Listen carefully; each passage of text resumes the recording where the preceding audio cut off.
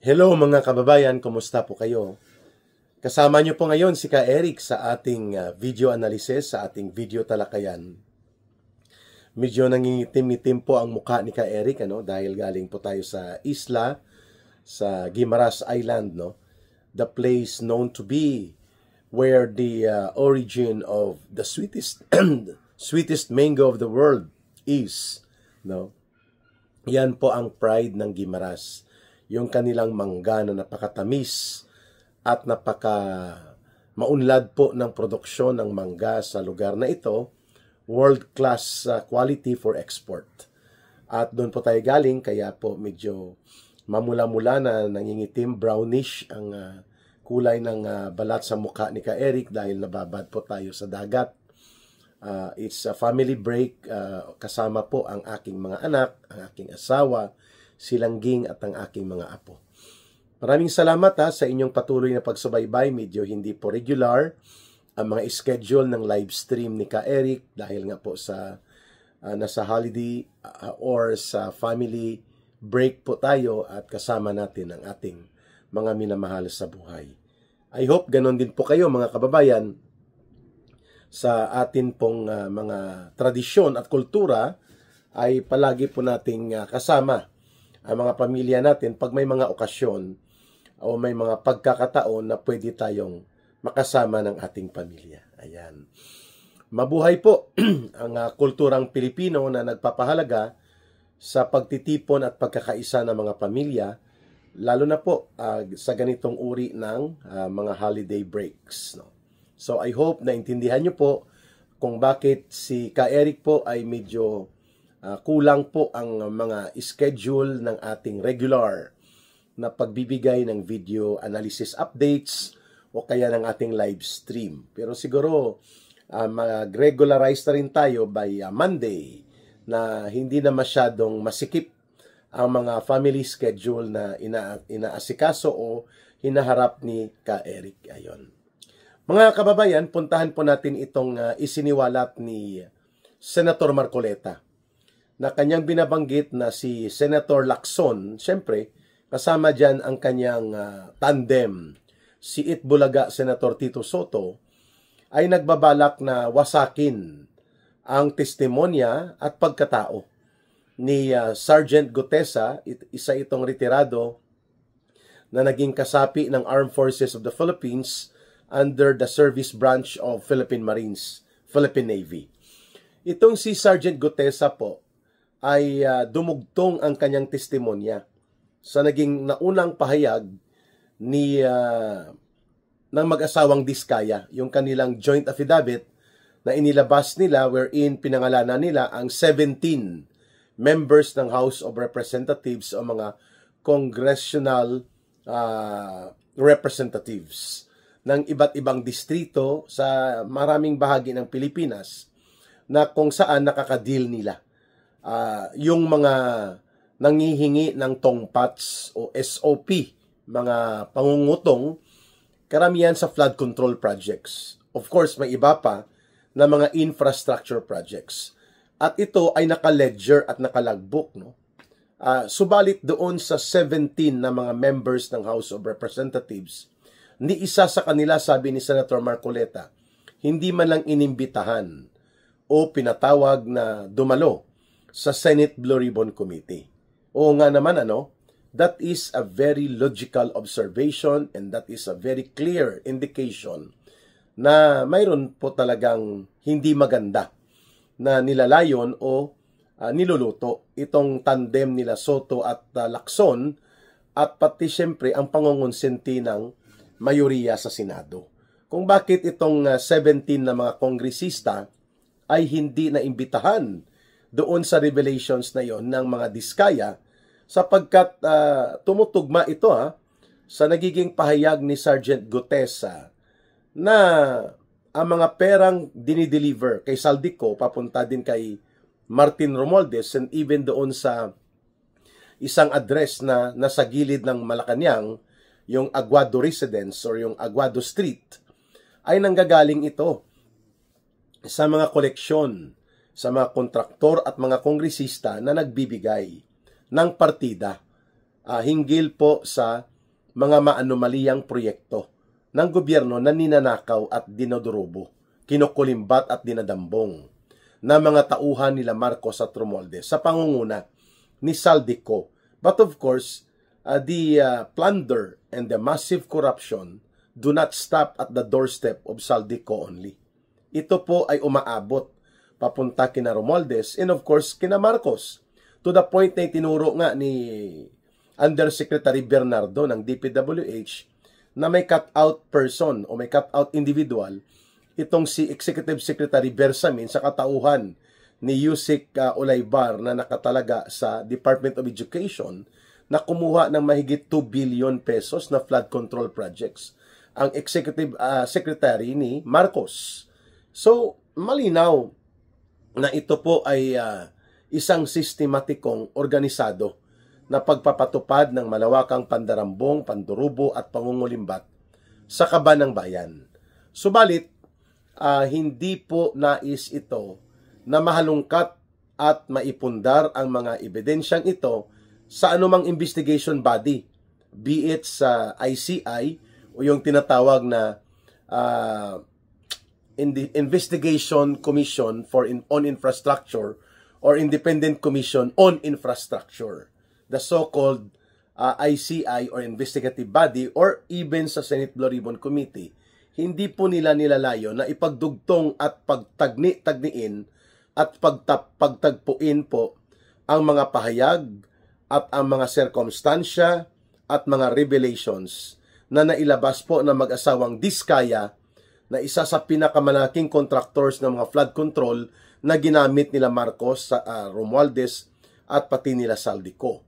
And of course, pati itong revelations ng pagdi-deliver ng limpak-limpak na pera, cash, sa maleta na umaabot ng billions of pesos weekly mula noon sa December hanggang February or March of 2025, no, mula December 2024, kung saan po ito yung kasagsagan ng pagbuhos ng mga naturang pangungulekta in preparation po sa elections, and of course kasama na dyan ang partida nila Marcos at Romualdez. So wala pong imbitasyon na inilalabas si Ping Lacson hinggil po dito sa mga napangalanan sa sinumpaang salaysay ng mag-asawang Diskaya as primary contractors and whistleblowers, no, hinggil sa very elaborate, very pronounced system of plunder and massive corruption involving various infrastructure projects under the Marcos and Romualdez government, more particularly ang 1 trillion pesos mahigit na dinambong at dinorobo na flood control projects kunwari. Ayun. Binanggit din po ni Senator Marcoleta, mga kababayan, ang hindi na po pagpapangalan o hindi na pagpapatuloy ng naunang pormahang expose, kunwari ni Ping Lacson, na may 67 congressmen contractors o mga miyembro ng House of Representatives na nangungontrata o nagpapasubcontract o mga kontraktor na naging congressman. Ayon, o members ng House of Representatives. Malinaw na umatras at bumahag ang buntot ni Ping Lacson hinggil po dito sa usapin ng kanyang naunang revelation na 67 contractors congressmen or congressmen contractors na ayon sa kanya ay nagko-corner ng hundreds of billions of pesos ng mga infrastructure projects. Ngunit nang maupo na po sila sa kanilang termino bilang mga senador ay biglang sinabi niya na yun po ay mga impormasyon lamang at wala daw po siyang listahan.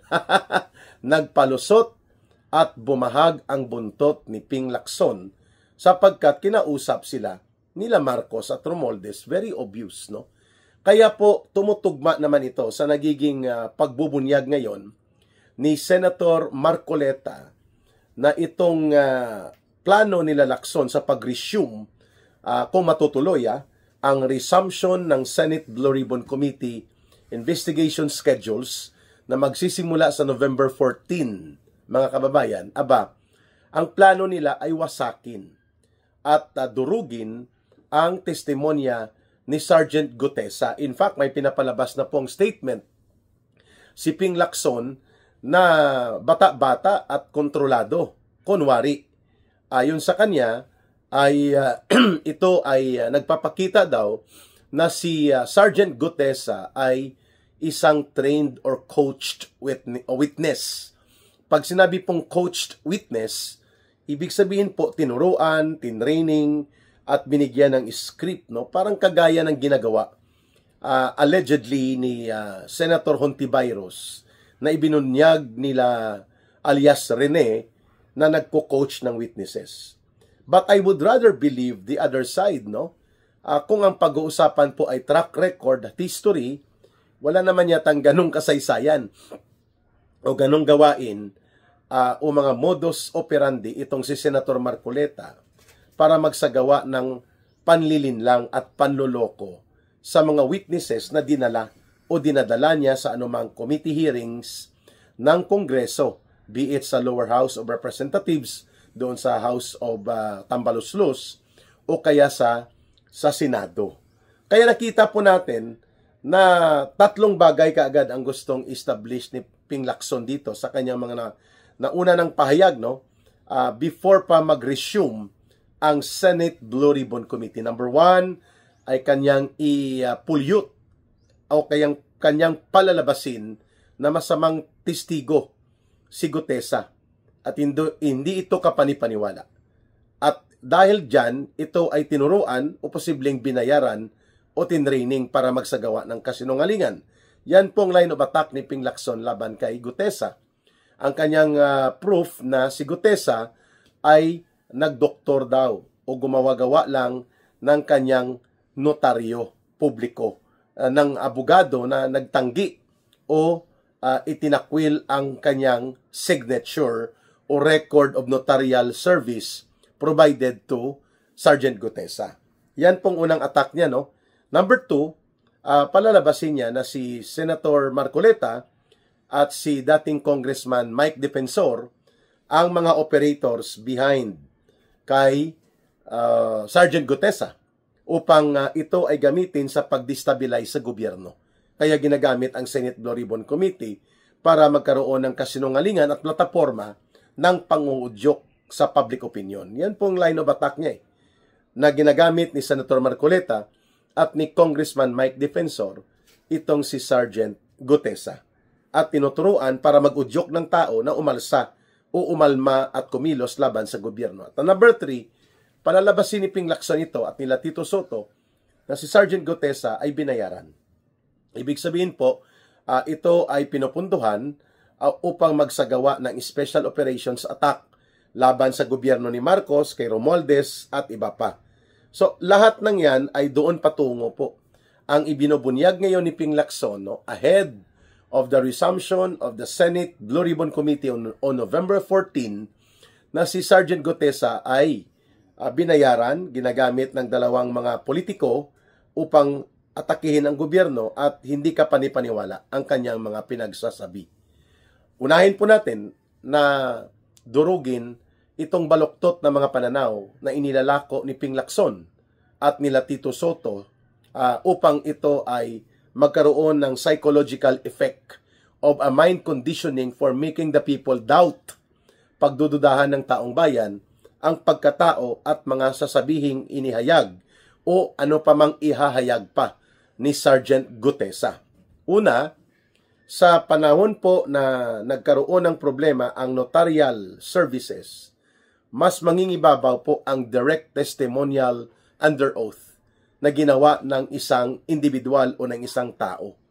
Bagamat nagkaroon ng problema sa kanyang notaryo, kung siya ay nanumpa in an open public forum at pinanindigan niya personally ang kanyang pahayag in an under oath session like what happened noon sa Senate Blue Ribbon Committee, magiging secondary na po ang notarial services.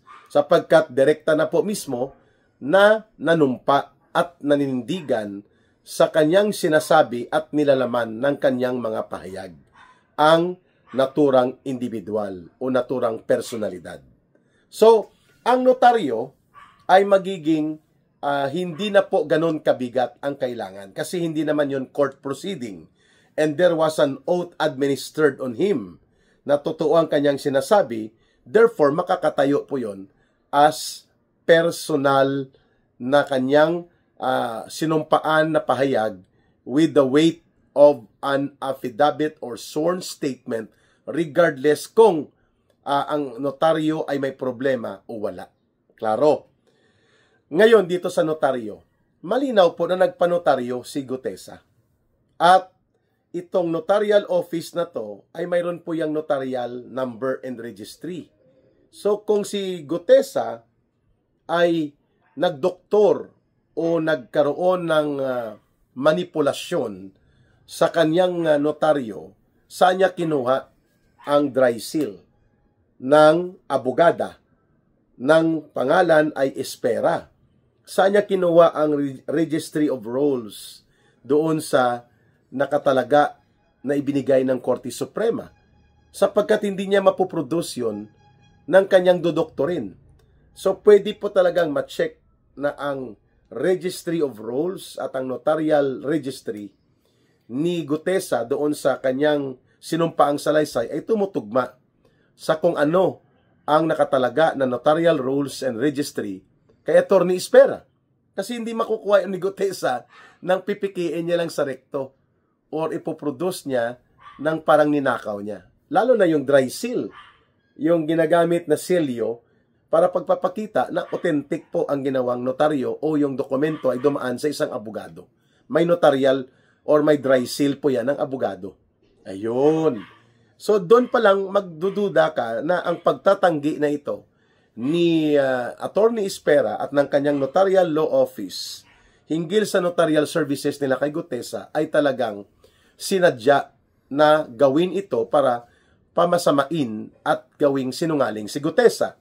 Ito ang pinuntuhan ni Congressman Mike Defensor sa kanyang interview sa Billionaire Channel online na sinabi niya na wala siyang ibang pinagdududahan na ang nagmaniobra nito si Martin Romualdez at sila Saldico upang i-pressure itong si Atty. Espera na itanggi at itakwil ang kanyang notarial signature. So balit nakalimutan nila na may mga tracking evidence po yon.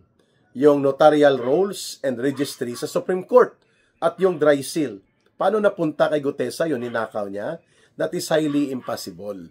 And besides, sabi ko nga kanina, regardless of the circumstances on that, si Sergeant Gutesa po nanumpa at nanindigan under oath sa harap po ng mga senador sa isang formal committee forum doon sa Senate Blue Ribbon Committee. That makes the notarial services now a secondary aspect ng kanyang statement. Pero hindi ka panipaniwala po ang binabanggit ni Ping Lacson na dinaya ang notarial services just because they want to impugn. They want to pollute the personality and the credibility and the credential ng testigo na si Gutesa. That is a tactic po na tinatawag na polluting the witness in order to dilute or even cast doubt. No, magbigay ka ng pagdududa sa kanyang pahayag. Yan ang objective. Klaro, no? Pero hindi makakatayo po 'yon. Sa scrutiny of public opinion, malinaw na sinumpaan ni Sergeant Gutesa ang kanyang pahayag. At hindi po ito mabubura basta-basta ng anumang mga pagbibigay ng intriga at malisyusong mga panunulusol na manggagaling pa mismo kay Senator Ping Lacson at kay Tito Soto na sila pong pasimuno ngayon ng pagko-cover up and the misleading information as well as the so-called squid tactics, yung labo-labo, halo-haloin nila ang investigasyon sa Senado the way it is now being done sa ICI, investigation body, upang po hindi mapukusan at hindi mapuruhan ang pananagutang kriminal na mayroon po sila Romualdez at Marcos. Ayun. Pangalawang punto na gusto nating puntuhan o bigyan ng analysis. Si Senator Ping Lacson po, kahit ano pang sabihin niya na ginagamit o naging handler ni Sergeant Gutesa, si Senator Marcoleta, or even si Congressman Mike Defensor, ang pinaka-importante dito ay kung may katuturan, may katotohanan sa sirkumstansya at pangyayari, at may kahalagahan po ang mga pahayag ni Sergeant Gutesa. Ang sagot ko, yes. Tumutugma ito sa katotohanan ng mga pahayag ng mag-asawang Diskaya. That's number 1. Number 2, paano niya na-produce ni Senator Marcoleta at ni Congressman Mike Defensor ang mga detalye ng kanyang pinagsasabi. And third, I have a recording of a conversation na ibinigay po ng mga kaibigan sa intelligence na mga network na kumakalat na si Sergeant Gutesa, sabi ng iba pang mga security detailed kay Saldico at even tumatawid kay Romualdez, kulang pa yung kanyang sinasabi. Dapat madagdagan pa kasi marami pa yon ang hindi niya pa na ibubunyag at pwedeng kami na ang magbubunyag. And now, I am telling it to you. Marami pa po ang gustong tumistigo at maglalahad ng kanilang nalalaman kung paano hinahakot ang bilyon-bilyon na pera upang magbibigay po ng katotohanan at suportang katotohanan sa mga naunang inihayag ni Sergeant Gutesa. And they were part of the security details sa kay Saldico o kaya kay Martin Romualdez na tumatawid din. Ayun. And I am pretty sure that conversation na narinig ko po ay authentic kasi kilala ko po ang mga nag-uusap sa conversation na yon. Ayun. Sabi nga nila, kulang pa yon. Marami pa yon na hindi niya naisiwalat. Okay. Pangatlong punto po natin dito. So regardless kung it is Michael Defensor, it is Marcoleta, or both of them are behind or with Sergeant Gutesa, immaterial po yon. Ang mahalaga po ang bigat ng mga sinasabi ni Gutesa ba ay tumutugma sa pangyayari, sa karanasan, sa kasaysayan, at sa mga naunang naipahayag. Yes, tumutugma. And the details are very clear. Nagdi-deliver siya ng mga pera mula doon sa Horizon, which is super condominium unit yan, ni Saldico dyan sa may BGC Shangri-La compound, no? Shangri-La BGC compound. Nagdi-deliver ng pera mula sa Horizon papuntang Valle Verde sa bahay ni Saldico. At alam niya ang mga detalye na yan. Nagdi-deliver ng limpak-limpak na salapi sa maleta doon sa number 42 McKinley Road, katabi lang ng Forbes Park, bahay yun ni Romualdez. Alam niya ang Aguado Street. Alam din po niya ang Nara Street sa loob ng Forbes Park.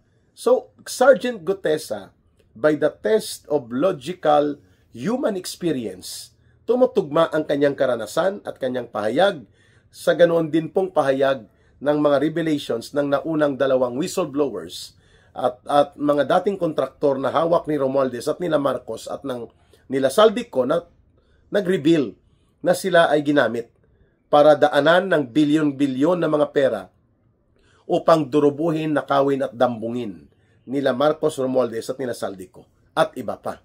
Tumutugma. And third na point doon, ang anumang sinasabi ni Sergeant Gutesa will be tested in court kung kaya niyang panindigan. At sa tingin ko, kaya niyang panindigan sapagkat ginawa niya at nagawa niya yon. At mayroon pang mag-corroborate kung magkakaroon po ng malinaw na pagkakataon na ito ay mabigyan sila ng patas na oportunidad na makapagpahayag. Subalit, alam po natin na si Lacson ay nagbabanggit na may special or surprise witness siya sa November 14. Sino yon? Most likely, isa dyan ay ang mag-discredit at mag-debunk o pasubali na hindi totoo ang binabanggit ni Sergeant Gutesa at posible ito ay mga nabili o na-convert through cash na mga tao nila Romualdez at Saldico at nila Marcos. Nalalabas na si Gutesa ay peke. So, magkakaroon ngayon ng pagdududa. Isa yan sa tinitingnan natin. Pangalawa, recruited or converted nila na mga tao na gagamitin upang ilihis ang investigasyon, posibleng ituturo nila si Senator Bongo para dumirekta ang koneksyon kay Pangulong Duterte. No, tingnan natin sino ang mga star witness nila ni Ping Lacson na may surprise witness siya. Pero the purpose there, bumabalik sa number 1. Sisirain ang kredibilidad, pagkatao, at ang bigat ng testimonyang inilabas ni Sergeant Gutesa. Okay. At ang pangatlong punto dito, binayaran si Sergeant Gutesa. Sino magbabayad sa kanya? Yun ang tanong dyan. Ang mga diskaya? Ang mga kontraktor? Si Marcoleta? Si Mike Defensor? For what? Ang mayroong pera po na limpak-limpak at may kakayanan at may kapasidad na magbayad ng hundreds of millions to billions of pesos na gagastusin upang gamitin sa pagtatabon-tabon at pagtatakip sa mga kaganapan ng iskandalo ng Pandarambong. Walang iba kundi ang side nila Marcos, Romualdez at nila Saldico. They have the capacity na magbigay ng malalaking pondo upang gamitin sa pagbabayad ng testigo, mga kababayan. Hindi po ang side ni Marcoleta o ang side ni Congressman Mike Defensor o ang side ng mga Duterte.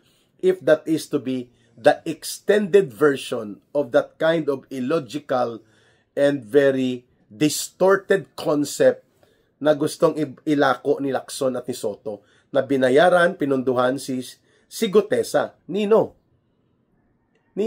Sino bang may kapasidad? Yun ang unang tanong eh. Sino may kapasidad na magpundo? Hindi ba si Marcos, si Romualdez at sila Saldico? Dahil limpak-limpak na salapi ang nandun sa kanila na itinuturong dinambong, dinurubo, kinulimbat at kinurakot nila mula sa kaban ng bayan. Hindi si Marcoleta, hindi si Mike Defensor. At ang isa pa, anong motibo? Anong motibo ni Gutesa para ituro si Romualdez at pati si Saldico at idugtong ang criminal trails, yung linya ng dugtungan ng kriminal na mga ginawa papunta sa Malacanang? Anong motibo ni Gutesa? Mag-destabilize? Ibubuwis niyang buhay niya? Itataya niyang seguridad ng kanyang pamilya at ng kanyang kaligtasan mismo? Hindi po yon tumutugma sa tinatawag na human natural experience and natural tendency ng tao. Eh napakalaking risgo po itong ginawa ni Gutesa. Sino magbabayad sa kanya ng 1 billion? There is no such logical connection na babayaran si Gutesa para pabagsakin ng gobyerno. Saan manggagaling ang pondo? O, yun ang problema. Sinong may kapasidad? Sino may motibo? Ang may motibo na pagtatakpan ito lahat at itago ang karumaldumal na krimen na hindi dumugtong kay Romualdez at kay Marcos, kundi si Marcos mismo at sila Romualdez. Ayun. And si Ping Lacson and si Tito Soto ay wala pong kahihiyan. They are acting as special agents of Malacanang and special agents of Martin Romualdez para po pagtakpan ang mga sumasambulat na pagpapalitaw ng mga ebidensya at ng mga katotohanan hinggil sa maanomalya, puno ng pagnanakaw at pandarambong na umabot sa 1 trillion pesos na kaso ng pangungulimbat sa flood control projects. At alam po natin na hindi na mapipigilan ni Marcos Jr.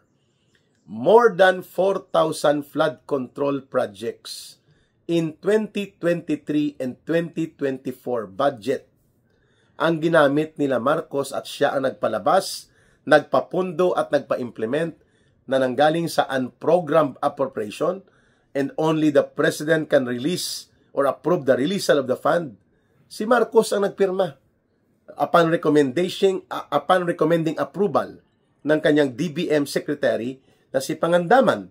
Ibig sabihin po, ang mga flood control projects na itinago, ibinaon, ang iba wala sa National Expenditures Program, subalit isiningit, ipinasok, isinalpak sa likod nitong unprogrammed appropriations dahil walang items po yun, madali po siyang itago doon at pwede siyang kuhanin at papunduhan sa Office of the President through unprogrammed appropriations. 4,000 flood control projects na umabot po. Sabi ng iba, 270 billion. May nagsasabi mga 300 billion pesos mahigit. ang pinapunduhan ni Marcos ng mga flood control projects. Kasama po ang flood control projects ng kanyang anak na si Sandro Marcos doon sa Ilocos Norte. 5 flood control projects, halos lahat na wash out, nawalop, na nagkakahalaga ng 1.7 billion pesos lahat. At magkanong SOP dyan, 25%, that's around 370 million pesos kaagad na tumataginting. At ang mga kontraktor, Diskaya. Ayun. And there are more than 31 contracts, 31 billion pesos worth of contracts na napunta sa mga Diskaya, karamihan flood control projects, sa Ilocos Norte na ang nagpapundo mismo, si Marcos Jr. O, sinong may motibo para pagtakpan ang investigasyon sa Senate Blue Ribbon Committee, pagtakpan at ilihis ang investigasyon sa ICI? It's Marcos and Romualdez.